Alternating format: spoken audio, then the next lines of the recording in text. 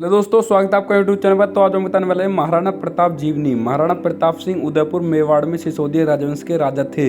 उनका नाम इतिहास में वीरता और दृढ़ प्रण के लिए अमर है। उन्होंने कई सालों तक मुगल सम्राट अकबर के साथ संघर्ष किया। महाराणा प्रताप सिंह ने मुगलों को कई बार युद्ध में भी हराया। उनका जन्म राजस्थान के कुम्भलगढ़ में महाराणा उदय सिंह एवं माता रानी जीवंत कंवर के घर हुआ। 1576 के हल्दीघाटी युद्ध में 20,000 राजपूतों को साथ लेकर राणा प्रताप ने मुगल सरदार राजा मानसिंह के 80,000 की सेना का सामना किया। शत्रु सेना से घिर चुके महाराणा प्रताप को झाला मानसिंह ने अपने प्राण देकर बचाया और महाराणा को युद्ध भूमि छोड़ने के लिए बोला। शक्ति सिंह ने अपना अश्व देकर महाराणा को बचाया। प्रिय अश्वचेतक की भी मृत्यु हुई। यह युद्ध तो केवल एक दिन चला, परंतु इसमें 17,000 लोग मारे गए। मेवाड़ को जीतने के लिए अकबर ने सभी प्रयास किए। महाराणा की हालत दिन प्रतिदिन चिंतित हुई। आरंभिक जीवन। महाराणा प्रताप का जन्म कुंभलगढ़ दुर्ग में हुआ था। महाराणा प्रताप को बचपन में कीका के नाम से पुकारा जाता था। महाराणा प्रताप का राज्याभिषेक गोगुंदा में हुआ। बचपन से ही महाराणा प्रताप साहसी, वीर, स्वाभिमानी एवं स्वतंत्रता प्रिय थे। सन 1572 में मेवाड़ के सिंहासन पर बैठते ही उन्होंने अभूतपूर्व संकटों का सामना करना पड़ा, मगर धैर्य और साहस के साथ उन्होंने हर विपत्ति का सामना किया।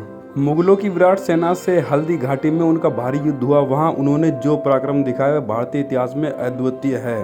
उन्होंने अपने पूर्वजों के मान मर्यादा की रक्षा की और प्रण किया कि जब तक अपने राज्य को मुक्त नहीं करवा लेंगे तब तक राज्य सुख का उपभोग नहीं करेंगे। तब से वह भूमि पर सोने लगे। वह अरावली के जंगलों में कष्ट सहते हुए भटकते रहे, परंतु उन्होंने मुगल सम्राट की अधीनता स्वीकार नहीं की। उन्होंने अपनी मातृभूमि की रक्षा के लिए अपना जीवन अर्पण कर दिया। महाराणा प्रताप को बचपन से ही ढाल तलवार चलाने का प्रशिक्षण दिया जाने लगा, क्योंकि उनके पिता उन्हें अपनी तरह कुशल योद्धा बनाना चाहते थे। बालक प्रताप ने कम उम्र में ही अपने अदृश्य साहस का परिचय दे दिया। जब वो बच्चों के साथ खेलने निकलते तो बात बात में दल का गठन कर लेते थे। दल के सभी बच्चों के साथ साथ वो ढाल तलवार का अभ्यास भी करते थे, जिसमें वो हथियार चलाने में पारंगत हो गए थे। धीरे धीरे समय बीतता गया। दिन महीनों में और महीने सालों में परिवर्तित होते गए। इसी बीच प्रताप अस्त्र चलाने में निपुण हो गए और उनका आत्मविश्वास देखकर उदय सिंह फूले नहीं समाते थे। प्रताप ने अपने पिता की अंतिम इच्छा के अनुसार उसके सौतेले भाई जगमाल को राजा बनाने का निश्चय किया, लेकिन मेवाड़ के विश्वास पात्र चुंडावत राजपूतों ने जगमाल के सिंहासन पर बैठने की विनाशकारी मानते हुए जगमाल को राजगद्दी छोड़ने की बांधत किया। जगमाल सिंहासन को छोड़ने के इच्छुक नहीं था, लेकिन उनसे बदला लेने के लिए अजमेर जाकर अकबर की सेना में शामिल हो गया और उसके बदले उसको जहाजपुर की जागीर मिल गई। इस दौरान राजकुमार प्रताप को मेवाड़ के 54वें शासक के साथ महाराणा प्रताप का खिताब मिला। दिल्ली का अकबर का शासन था और अकबर की नीति हिंदू राजाओं की शक्ति का उपयोग कर दूसरे हिंदू राजाओं को अपने नियंत्रण में लेना था। 1567 में जब राजकुमार प्रताप को उत्तराधिकारी बनाया गया, उस वक्त उनकी उम्र केवल 27 वर्ष थी और मुगल सेनाओं ने चित्तौड़ को चारों ओर से घेर लिया था।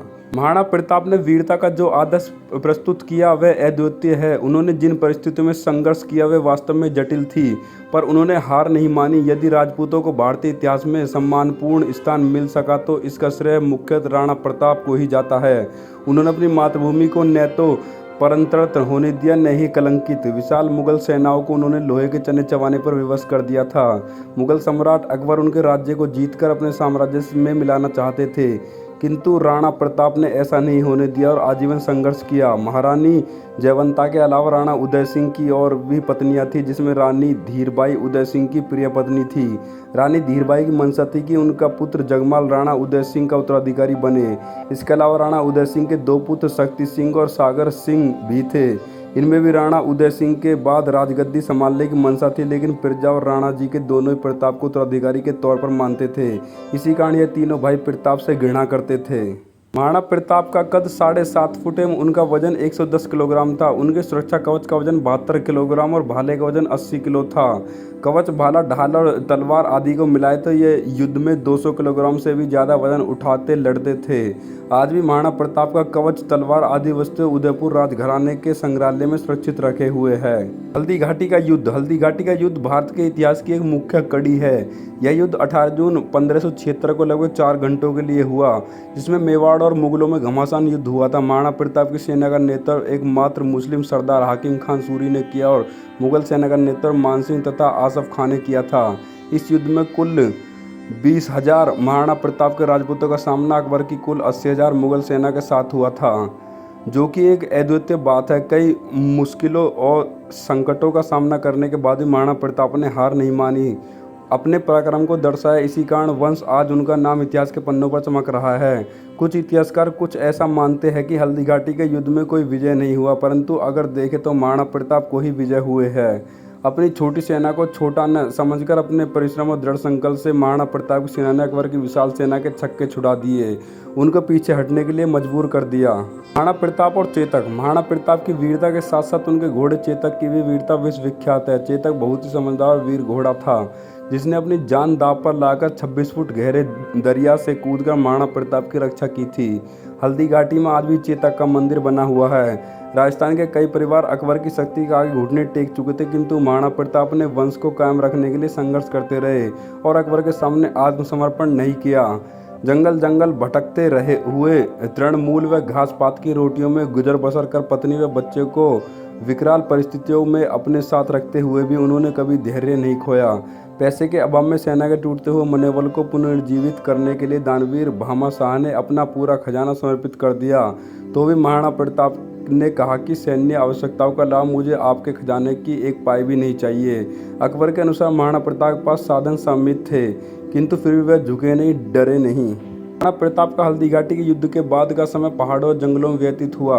अपने पर्वतीय युद्ध नीति के द्वारा उन्होंने अकबर को कई बार मात दी। यद्यपि जंगल और पहाड़ों में रहते हुए महाराणा प्रताप को अनेक प्रकार के कष्टों का सामना करना पड़ा, किंतु उन्होंने अपने आदर्श को नहीं छोड़ा। महाराणा प्रताप के मजबूत इरादों ने अकबर के सेनायकों के सभी प्रयासों को नाकाम कर दिया। उनके धैर्य और साहस का ही असर था कि 30 वर्ष के लगातार प्रयास के बावजूद अकबर महाराणा प्रताप को बंदी न बना सका। महाराणा प्रताप का सबसे प्रिय घोड़ा चेतक था, जिसने अंतिम सांस तक अपने स्वामी के साथ दिया। महाराणा प्रताप की मृत्यु आखिरकार शिकार के दौरान लगी चोटों की वजह से महाराणा प्रताप 19 जनवरी 1597 को चावंड में स्वर्ग सिधार गए। तो दोस्तों, आपको महाराणा प्रताप की जीवनी कैसी लगे? जीवनी अच्छी लगे तो वीडियो को लाइक करना, चैनल पर नए हो चैनल को सब्सक्राइब जरूर करना। धन्यवाद।